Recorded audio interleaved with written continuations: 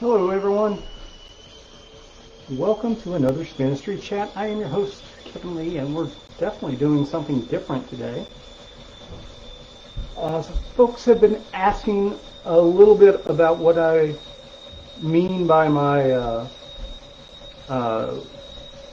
low intensity Zwift writing for the everyday writing daily training plan I'm on right now. And I'm going to take this opportunity to kind of outline the way that basically works while doing one of those rides. A lot of people this isn't going to mean a whole lot to, so if you're not interested in low intensity training or Zwifting or indoor training or looking at my ugly mug this whole time, definitely feel free to check out. But I'm just going to kind of walk through my process for a 45 to 60 minute ride. I'm not sure how long I'm going today. At least the 45 minutes, but I'll try to hit all the high points early in the ride, early in the conversation. And what helps me utilize Zwift in this way. And Zwift isn't the only platform that would work for that. So I'm not coming on board specifically to tout Zwift and tell everyone that's what they should be using. It's just the tool I'm using presently. So essentially the way I do it, and I'll go into some definitions of what I mean by low intensity and the basic structure of my training week and what that looks like. But generally speaking, the first 10 to 15 minutes, it's usually around 12 minutes, so 11 to 12 minutes, is my warm-up period. I'm not trying to get up to my target heart rate or anything. I'm just turning my legs, starting to get in the rhythm, starting to get in the mode, and purposefully not jumping headlong into things. Headlong. I bet that starts to touch on the elephant in the room here. We'll get there in a second. Patience, patience. And this is just the way I do it. So building around a 60-minute ride, typically that's what I shoot for, is 60 minutes when I'm Zwifting. I'm trying to, I break it down into chunks to make it tolerable is not the right word, but help keep me engaged. So usually they're time chunks. My warm-up period is the one spot that differs from that a little bit. It's just a personal thing. Basically, I warm up when I'm on a relatively flat course for 3 miles. It's really the only thing I utilize distance for. Almost everything else is time and heart rate.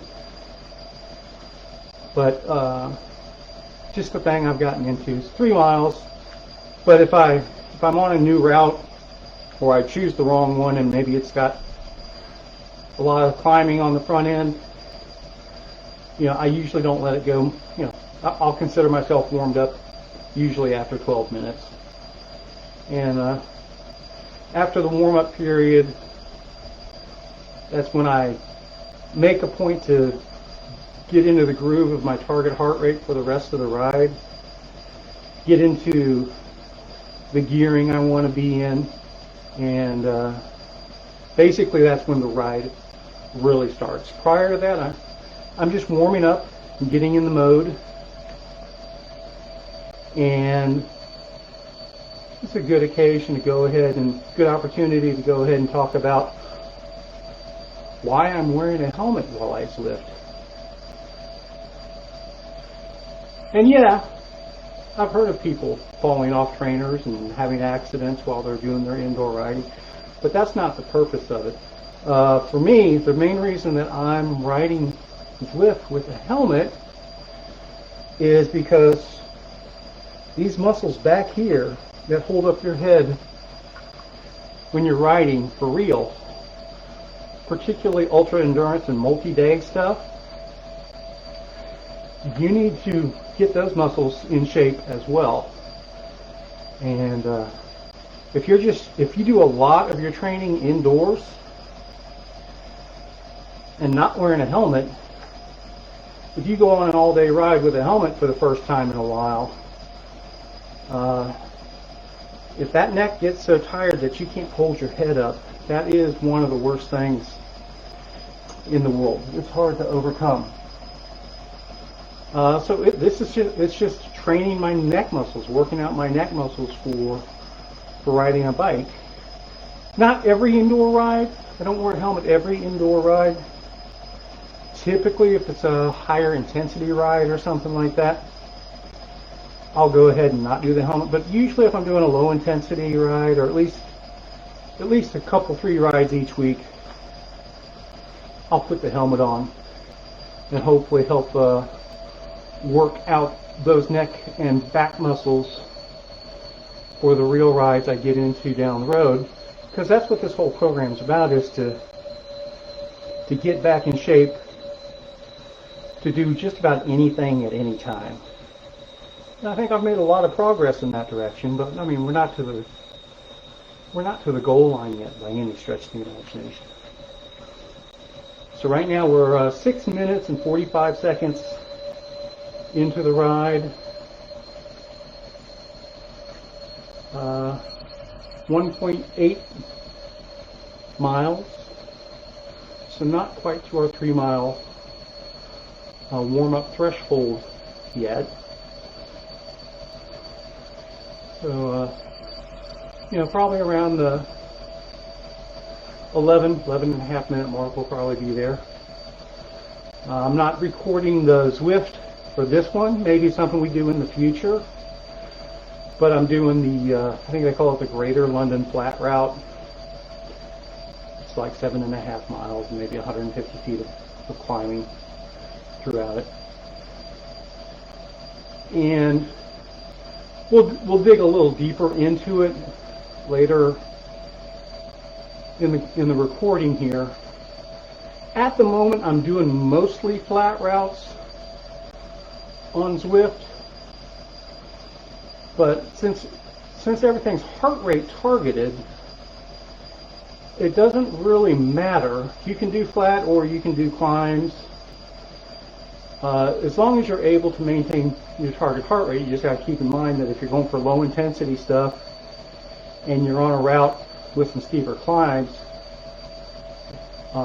with a smart trainer, it may be a little more difficult to manage the heart rate, particularly for a low intensity concept. So that's kind of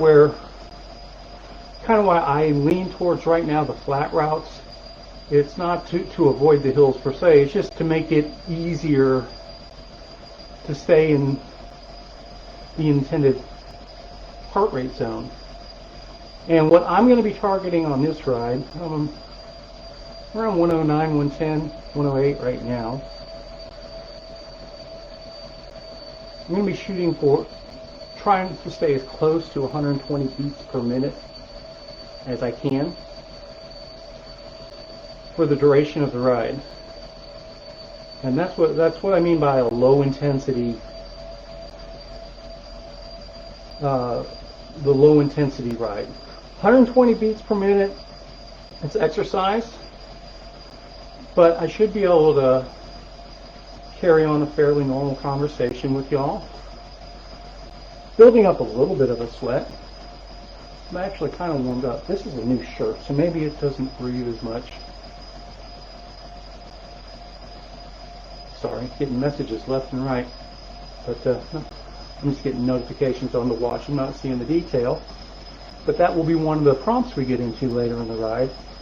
So when I do check my messages. So we're 2.5 miles. We're about a half mile from warm-up officially ending, and to be honest with you, I'm kind of looking forward to it at the moment. Man, bye. My messages are going bonkers here. We'll see what's up in about 20 minutes or so. But another thing in the mix, I talked about the helmet, but when I'm doing these hour-ish rides and shorter, and even on Zwift, even a few rides I've done that get up towards 90 minutes. Another thing I don't do, I don't wear a chamois or use chamois butter or anything like that, with the whole idea being just riding regular shorts to help build up that bum for the longer duration rides as well. That's so like for long rides, multi-day rides, rat type stuff.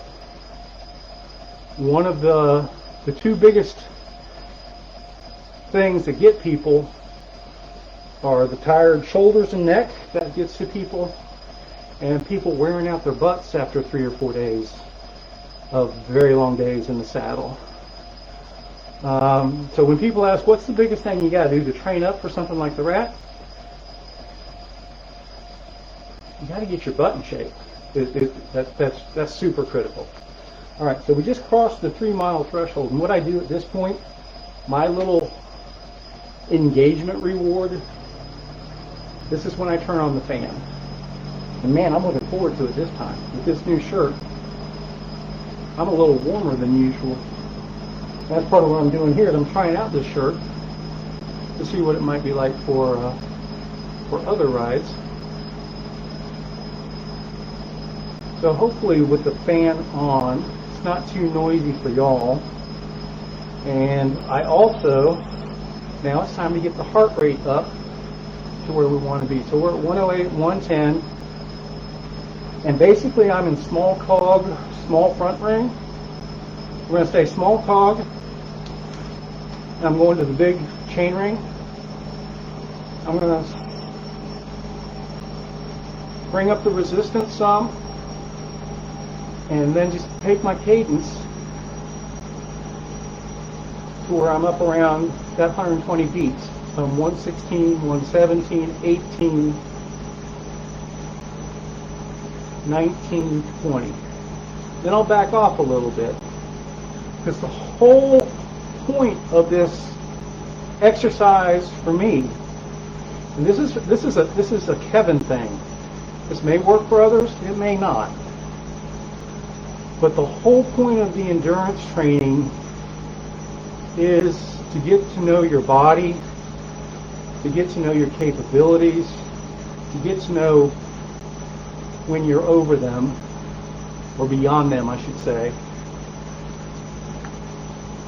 But allowing yourself to rein it in so you don't get too far over the edge if you're pushing your limits. And part of that is, to know what does 120 beats per minute feel like. What's going to take that from 120 to 130 as opposed to a little bit more effort to take it to 122. And right now for me, this target 120 heart rate, it's kind of sort of arbitrary, but kind of sort of not. That specific number of 120, it could probably be 123 or 117 as well, but somewhere in that range. And based off my max heart rate, this is what should be in the realm of an all-day pace for me from a heart rate perspective. I am not paying any bit of attention to what my speed is right now. I'm not paying any attention to what other riders around me are doing right now. All I'm trying to do is build up my body's efficiency at 120 beats per minute, with the idea being that 120 is something I can maintain all day long. So if I condition my body at that 120 an hour a day, most days of the week, that efficiency goes up. So if, let's say, the same route that 3 weeks ago at 120 beats per minute, I did 14 miles in an hour. Maybe after some more conditioning, I'm able to do 16 miles an hour, and I'm not working any harder. My body's getting more efficient. That's kind of the concept. Now, along the way, things will continue to ratchet. At some point, you're as efficient as you're going to be at 120 beats per minute, or you're in the realm of incremental gains from additional training, where you're, maybe I got it from 14 to 16 miles in an hour, but then it becomes 16.1, 16. There's no big jumps after that over the same time period. So that's when you ratchet up the heart rate and you start doing the same process at 130 beats per minute.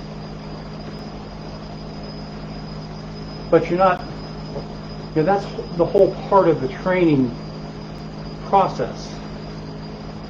It's incremental gains, it's building slowly. You don't try to go from being a small ring 15 mile an hour rider to a big ring 20 mile an hour rider in 4 weeks. You just don't do that.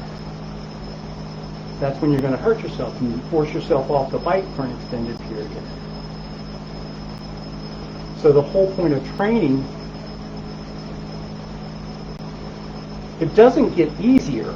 Again, 120 beats per minute feels like 120 beats per minute.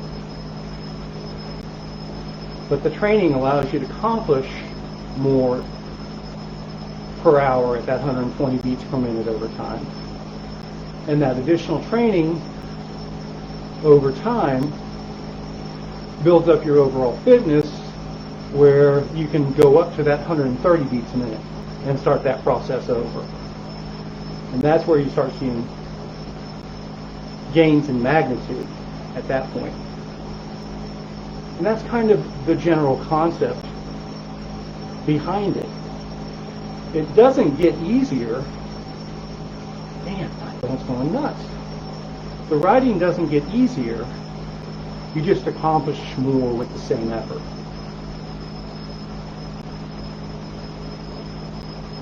What does get easier with the ongoing training is, maintaining this pace for an hour. Maybe that's doable, but at an hour and 10 minutes when you first start out, it's like, whew, I'm done now. And then over time, it's like, okay, 90 minutes into that, no big deal. 2 hours into that, no big deal. 3 hours, hey, okay, I'm starting to feel that. And then it becomes 4 hours, 5 hours, 6 hours. That part of the training, that's like the big picture part of this program. That's why you ride a little bit every day. It's the repetitiveness of it. It's your body doing it one day and again the next day, rebuilding, recharging, overcoming tiredness here and there, sort of thing, but in a manageable environment. Not to where you're just wrecking yourself, to where you can't come back from it. So I'm talking a lot this time, so that does make it a bit tougher to keep the heart rate pace. My heart rate's a little bit higher than usual, and it's fluctuating a little bit more.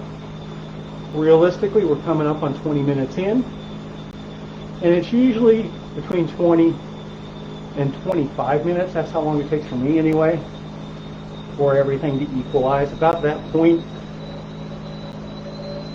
I kind of get to instead of going up and down like this across that 120 threshold, it kind of evens out a lot more. It's easier to maintain. So at 20 minutes, which is where we're at, where I do another one of my engagement rewards before I get my first drink.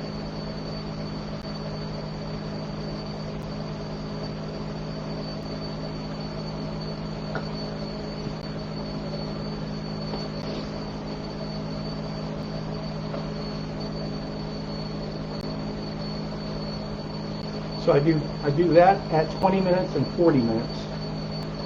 So I will have another engagement reward at 40 minutes to get my next drink.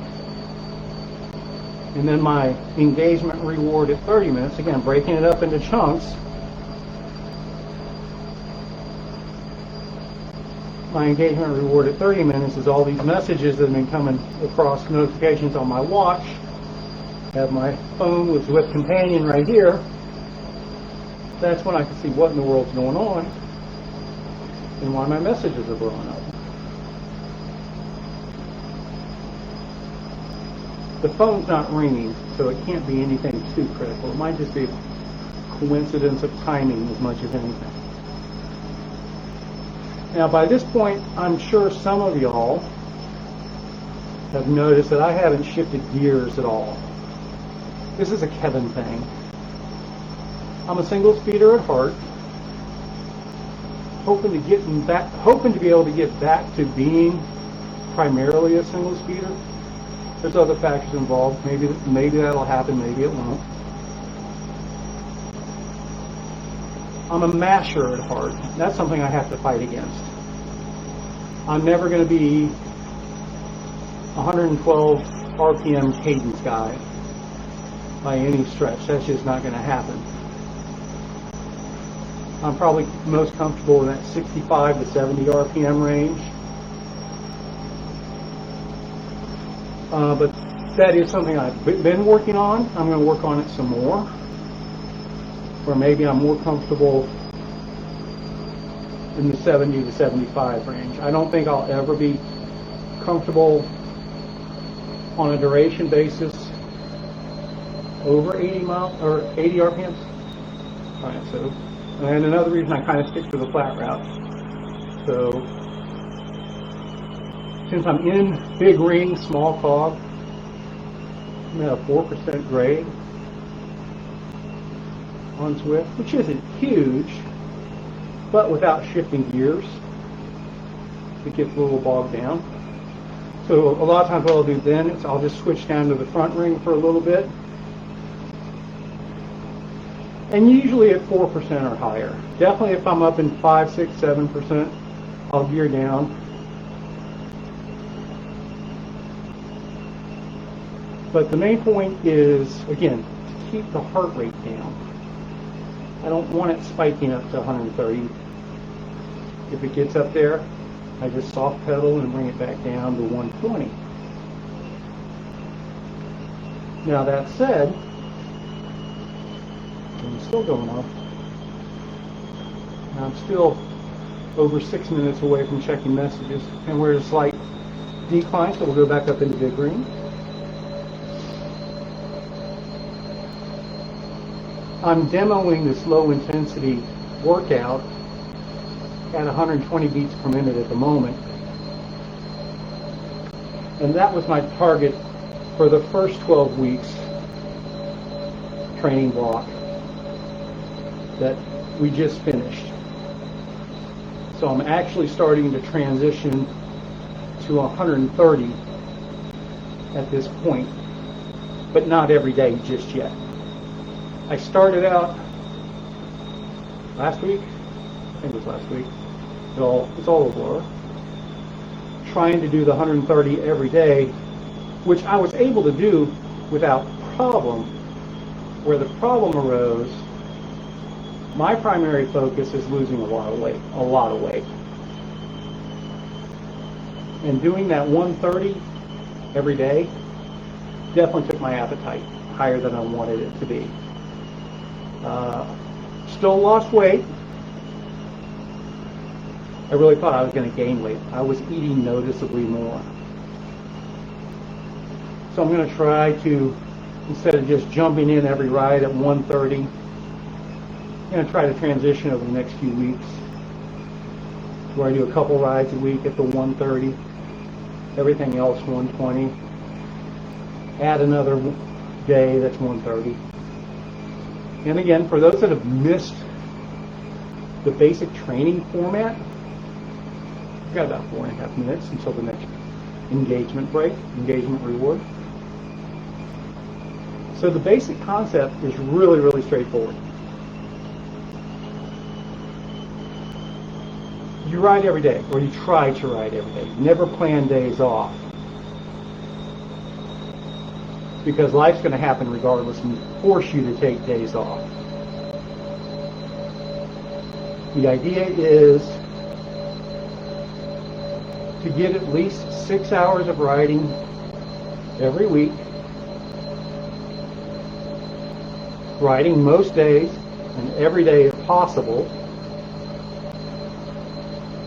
And most of your rides are going to be very low intensity like this. Now, if you're already riding a couple times a week, say you're doing a really spunky group ride each Saturday for a few hours, and you have a Tuesday night or Wednesday evening ride that's fairly spunky, don't change that. Keep doing those. But I can assure you that the rest of the days of the week, those are the only 2 days a week you're riding right now, if the other 5 days you throw in this 60 minutes a day workout at a low intensity, in 12 weeks, you're going to see significant improvements of where you are based on just where you're at with your 2 days a week riding. And you're not having to go out and slaughter your body, kill yourself. Usually, I get it if you don't have a smart trainer, if you're not a fan of indoor trainers or whatever. I get it that finding 60 minutes every day to go ride your bike outdoors on the way home from work or whatever else, dealing with dropping kids off at school or soccer practice, I get all that. I think that's a lot harder to pull off because there's a lot more moving pieces with real world riding, as opposed to if you have a smart trainer set up indoors that you can just hop on any time of the day when, hey, I've got an hour now, let's knock it out. That makes a huge difference. Now, if you're one of those fortunate people that you could safely roll out of your garage and be on the Trinity Trails or something like that in less than a half a mile, fantastic, go for it. For me, I am highly dependent on Zwift and indoor riding to be able to meet my training objectives. Like I said, got through my first 3 months, probably 85% of my rides were indoors. To see, as a benchmark test, I tried a long outdoors day at the end of that 12 weeks, and I felt really good and enjoyed the heck out of it. So, there's no doubt that indoor training will get you there. But ultimately, you do still need to ride in the real world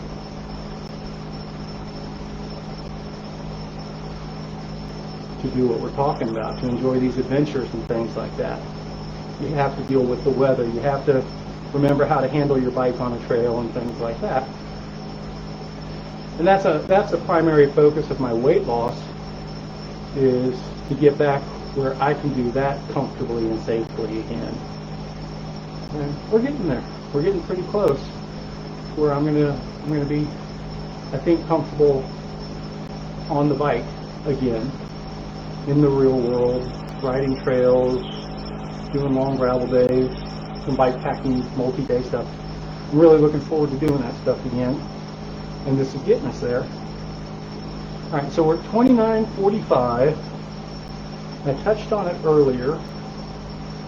My next engagement reward at 30 minutes is I check my messages. So let's see what that was going on about.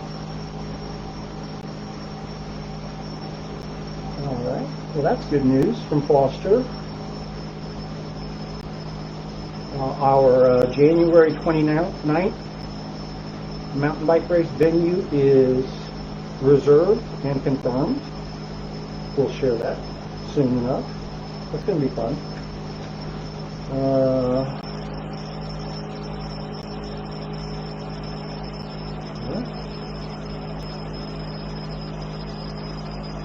I don't know what this is. What kind of voicemail? I think that's wrong.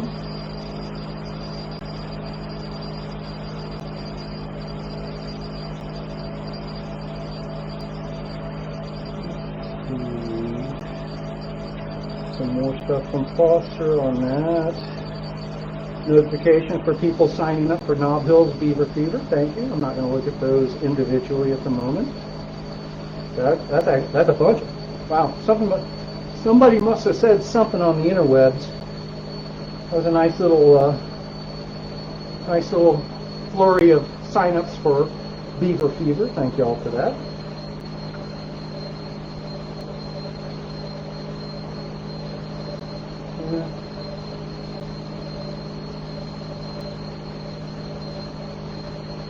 Okay.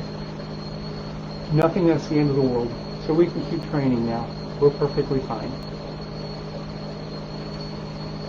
Actually, let me, just for giggles, go to the Book of Faces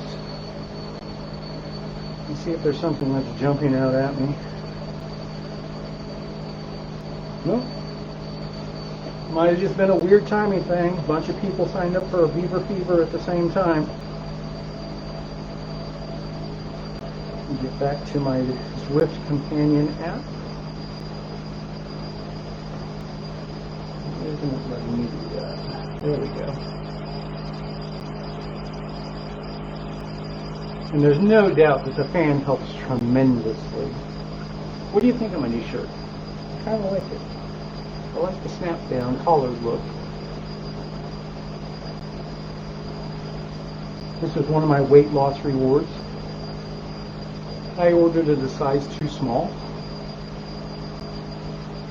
at the time. I was confident I would get there.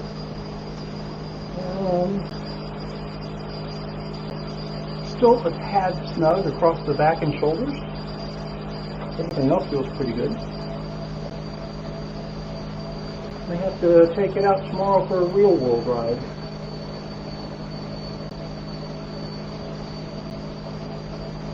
And please, any of you that have made it this deeply into this, for lack of a better term, conversation, I know people have thoughts or questions, comments. Please do post them. You're not going to hurt my feelings. I just had some people ask me what I meant when I was talking about 60 minutes a day, low intensity. And hopefully this is demonstrating that this is definitely low intensity. But this is what I'm doing right now because I have been off the bike literally for years. I'm coming back from injury. I'm at the point of, I've lost well over 40 pounds now. Started at 275. I'm probably around 230-ish at the moment. And we've still got a long way to go. So my focus at the moment isn't to be the strongest rider I can be right now. It's to get in a position to be the strongest rider I can be down the road. And I've been through this before at certain levels, not to the extreme this one is. Not even close to what this one is. But I've been through this before, and I know some of the hurdles I've created for myself previously that I'm going to avoid this time. And pushing too hard too soon, for me, that's the biggest thing. Because I've got strong lungs. I've got strong legs. When I start writing, I don't have to get too far into writing again before I feel pretty darn spunky. And I can keep up with people I shouldn't really be trying to keep up with, sort of thing. Or pushing myself to do things I really shouldn't be doing yet. So I'm doing this on a very structured basis to force myself into some self-discipline so that I don't injure myself, so I don't hurt myself like I've done in the past. The whole point is to be able to ride my bike all the time and enjoy the heck out of that. And if you tweak a muscle that makes you stay off the bike for an extended period of time, or create a bursitis or a tendonitis or whatever else, so many other things that can come into the mix, gradually building up your body. And gradually isn't that terribly gradually. It's not like it takes years and years. It just takes steady application, steady progression. It's all about the progression. A little bit here, a little bit there. For me, I have to do it on a managed basis because I want to get out there on camera. I want to get out there and big ring it and stand up and mash. I like to be the guy at the front of the line that's pulling in everybody. And there's a lot of masters, so people like me to pull them. But those aren't really the good things that are best for my body, at least not yet.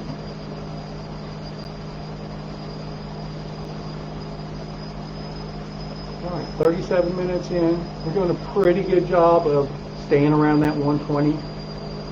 A little bit wavier than usual, but again, the talking contributes to that. The not focusing specifically on that heart rate.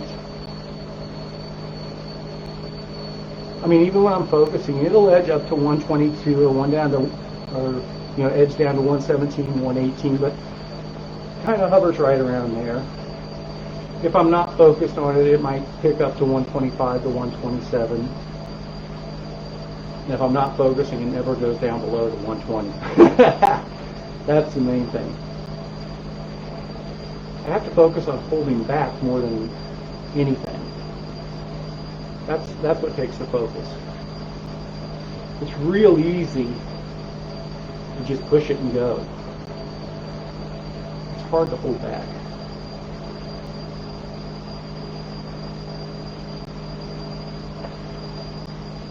.38 minutes in. Next engagement reward will be a sip of water at 40 minutes.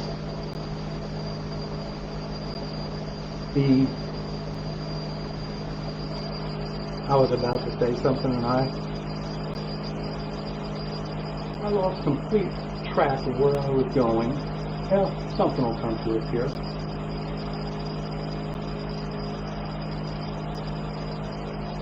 And I don't think I've touched on in this conversation. I know I have in some of the previous videos in talking about how the program's supposed to work.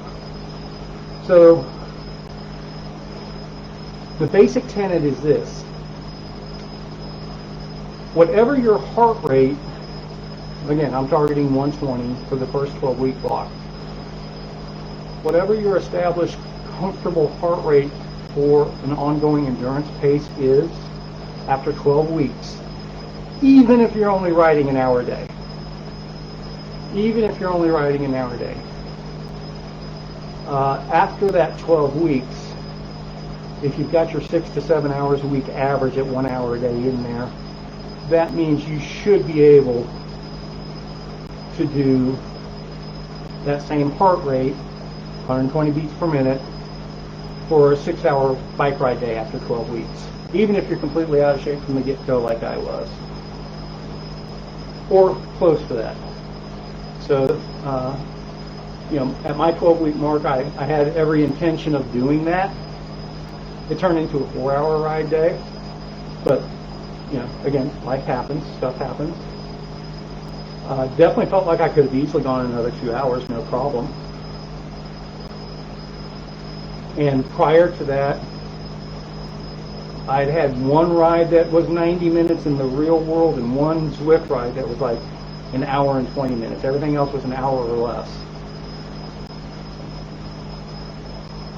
And that was starting from zero. So the next phase, my next 12-week block, like I said, the focus is to shift up from 120 to 130.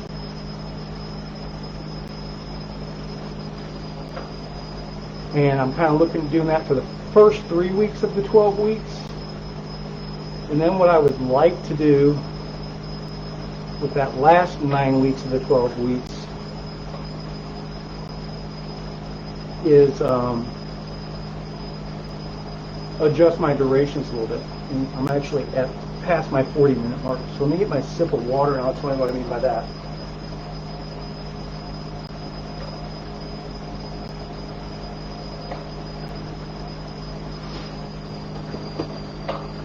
So the idea is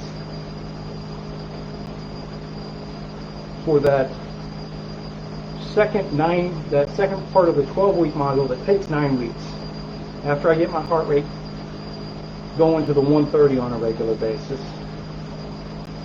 I'm going to mix in a couple of longer rides each week, maybe 2 hours and 2 hours one day, 90 minutes another day, and the rest of my 60-minute days. Something like that. And over the course of the 9 weeks, evolve that to like a 3-hour day and a 2-hour day, which gives me 5 hours a week right there, and then have a 60-minute day in there. So I'm still maintaining the total 6 hours a week for that second 12-week block. But then I should be more in a, for lack of a better term, a normal mode for a lot of cyclists are in, where you're, like I was talking about earlier, where people maybe ride a couple days a week and maybe one other day, a short ride or an indoor ride or spin bike at the gym or whatever. So, 2 real days of riding and 1 workout day or light workout day of some sort. I think that's for a lot of people, that's kind of close to the norm. So I kind of want to be in that mode. And then what I will do for the third 12 weeks is maintain the long day, the medium day, and then do the 60 minutes per day every day of the week that I can, and turn it from a 6 hours a week to a 10 hours per week sort of thing. It's kind of the loose idea. And then 12 weeks of that,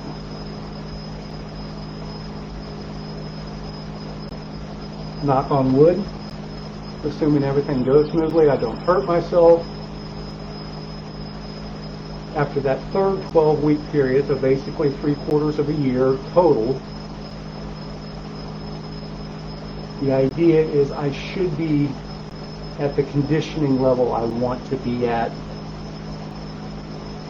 for an ongoing basis, to essentially go out and do anything I want to from a ride or adventure standpoint. Now, that's not race training.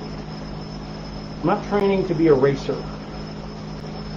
If your goal is to be a racer that finishes on the podium, nothing wrong with that, but that's not the focus of this type of training.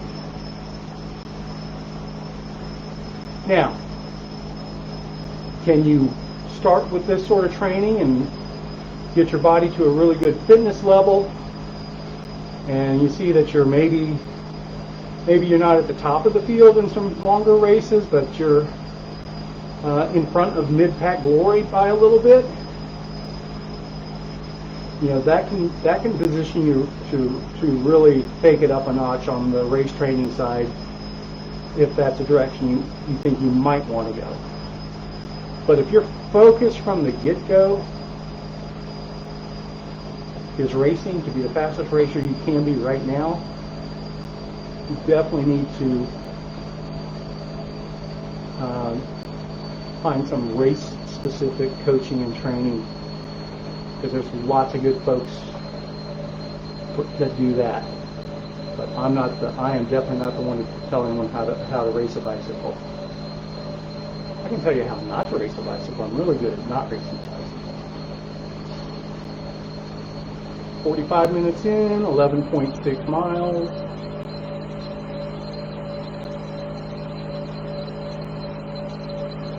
Supposedly 3 more miles on this loop.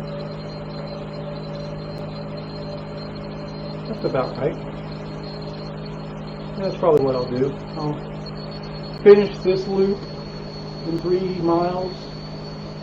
That'll take me to 14.7. Pedal for another quarter mile or so. Get a round number of 15 miles and should put us pretty close to an hour of pedaling time. That'll make for a good day on the bike.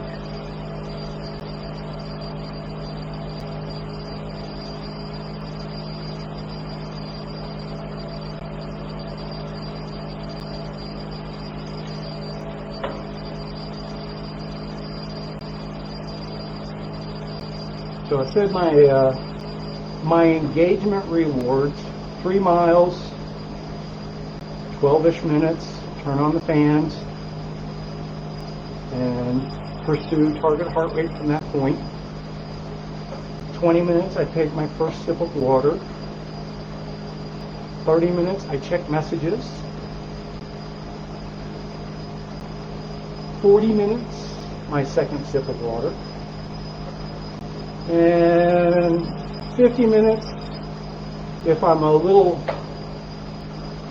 bored and just trying to finish the ride, I might check my messages again in 50 minutes. Sometimes I'm feeling kind of spunky around that 50-minute mark. So not often, every once in a while, I may take that 45-minute to 55-minute zone, and if a group comes along at maybe a little bit higher pace than what I'm doing, maybe I'll jump in with them for 5 or 10 minutes just to spice it up a little bit. I only do that maybe once a week right now. But if you've never done Zwift, and you're in okay shape right now, I can assure you that hopping in on those formatted group rides and group races on Zwift, they will give you a workout. There is no doubt about it. And it is not boring. It may be frustrating. It can be frustrating. Make no mistake, but that's just the competitive nature of most stuff out there. Now, what I'm hoping to do, I'm starting to put together some pieces for this. What we might do is some Club Spinistry private group workouts. Not aimed at racing, more along the lines of what I'm doing here on this ride. We may set it up so that if other people want to tag along for one of these 60-minute low-intensity rides, I'm thinking we might schedule some Club Spinistry stuff to do that. And let me know if that's something that might interest you. I've got a couple ideas how to make it work. I mean, I know how to make private group rides with specific workouts work. But it's a matter of, how do you schedule them and make things work, and particularly if we include a specific workout in it, which I think is kind of key for a lot of people. I understand some people just want to be there at the same time and do their own thing, kind of, and we can set it up to allow for that. But what I'd like to do is format 3 or 4 specific Spinistry group workouts, and the people that show up for these have those in their toolbox. So that when they join the group ride, they can say, we're doing Spinistry number 3 today, and we can all tag along together and do that sort of thing. So, if something along those lines might interest you, let me know. We would probably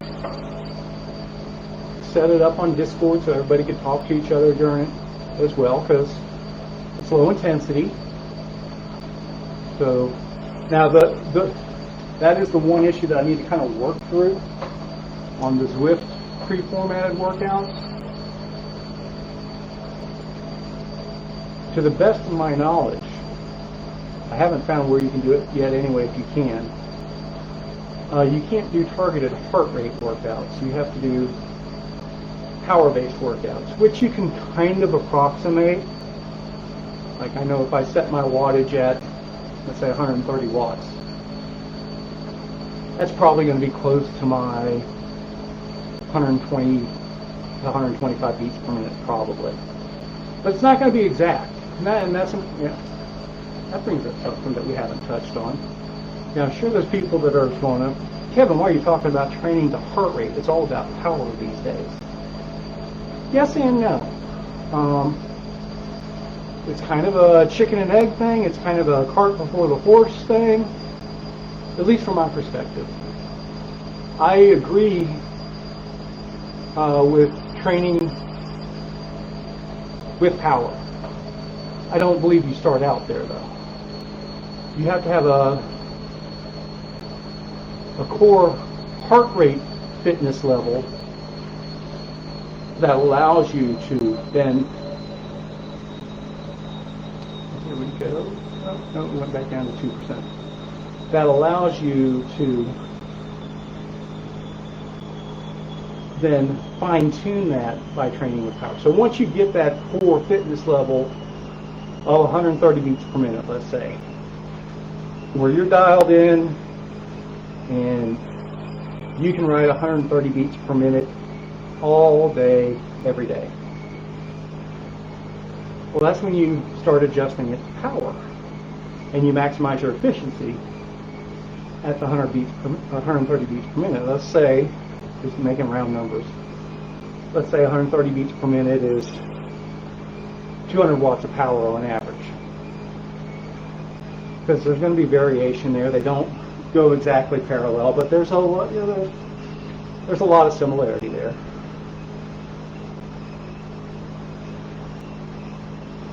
Well, that's when you work on maintaining 200 watts, and it's going to evolve to where it's always at your 130, and then you can take that up to 210, 220, and again back to, it never gets easier, you just accomplish more with the same workload. Over time, your 130 beats per minute turns into 250 watts instead of 200 watts. And you're a much stronger rider at the same effort. So the training to power and training with power, that's part of the long-term plan. There's no doubt about that. But right now, it's getting my body dialed in for the 130 beats per minute. And we never really talked about that, how I derived the 120 and the 130 and so forth. Everyone's numbers along those lines are going to be a little bit different. Essentially, it's based off max heart rate and a percentage thereof. And we'll save that one, we'll save that topic for a video of its own, a podcast of its own somewhere along the way. How to properly determine max heart rate. And there's more than one way to skin a cat.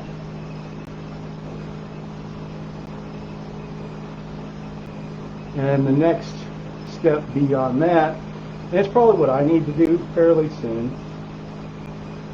I hate them though. I'm overdue for an FTP test. Now, doing an FTP test, you will find your max heart rate. There's no doubt about that. But it'll also, establishing your FTP benchmark is pretty important. Again, with the training to power stuff down the road. But even now, it's helpful for me to know my current FTP. And that's another part of Zwift that's actually kind of handy. If you hop in on those group rides, group races, it's not 100% accurate, but for most people, it's close enough.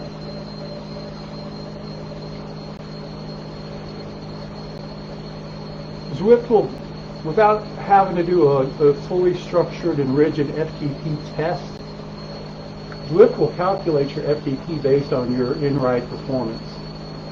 And at least for me, just going out and pedaling by myself won't accomplish that, but if I hop in on one of those big group rides or group races, I'll spend enough time at threshold to find out what my approximate current FTP is. So that's probably what I'll do first. I'll probably do that next week. Throw in a 60-minute group ride at my last known FTP and see where I'm at then. And then maybe a week or two after that, do a formal FTP test and compare the two and see how close they are. That actually might make for, that could be interesting. I'd like to see that now that I think about that. So we're going to put that on the books. Next week we'll let Zwift calculate my current FTP based on a group ride. I think my last calculated FTP was 175. That's what Zwift determined from my last group ride of any duration. I'm assuming I'm higher now, but who knows? Maybe that one was an anomaly. So we'll do that next week, find out what Zwift calculates as the current FTP based on a group ride. And then the week after that, we'll do a formal ramp test or something like that. I don't think I can do a full 60-minute formal FTP. I don't have the patience for that. But I could do a ramp test, at least see how close that is to what Zwift calculates in the group ride. And I'd be pleased as punch if it just ends up where the calculations from the group ride are really all you need to work with for the majority of us.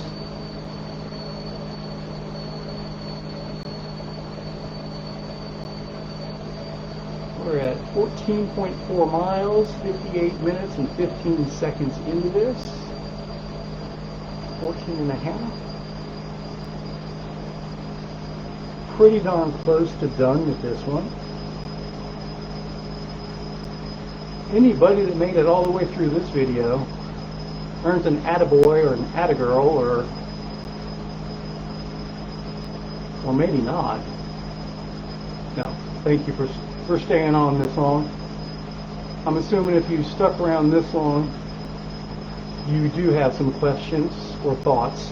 Please do share them. You're not going to hurt my feelings even if you completely disagree with where I'm coming from on some of this stuff.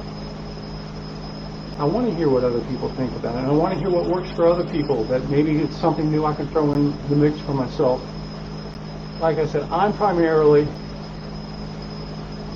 trying to stay away from the mistakes I've made in the past.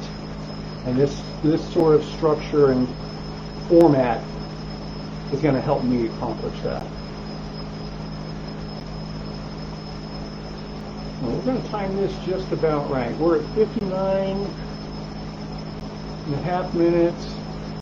Just got to 14.9 miles, going 20 miles per hour at 122 heart rate. So we will hit 15 miles just before 60 minutes. There's 15 miles, 10 seconds to go. start soft pedaling and cooling down now. Thank y'all for following along, and I look forward to the feedback that y'all share with us. This was actually kind of fun. That helped that 60 minutes go by quickly for me. We'll chat again soon. Spinistry out.